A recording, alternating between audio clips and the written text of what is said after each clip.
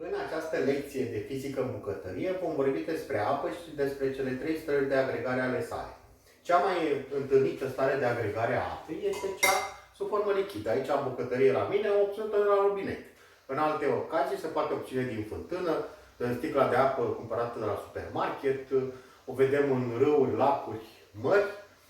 Proprietatea importantă a apei în formă lichidă este că ea își păstrează volumul, rămâne adunată la oaltă, ca să zic așa, dar nu își păstrează forma. Astfel o putem turna cu ușurință în alt recipient, în altă cratiță, într-o sticlă, în orice.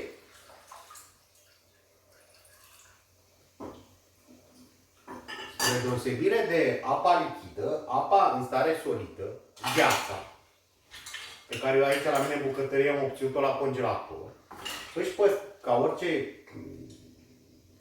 substanță în formă solidă, își păstrează numai volumul, dar și forma.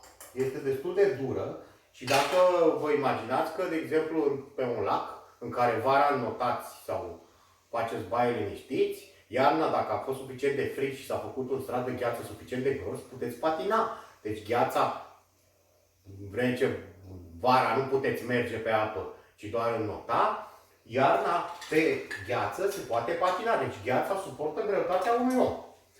Cea de-a treia formă a apei este cea în stare gazoasă.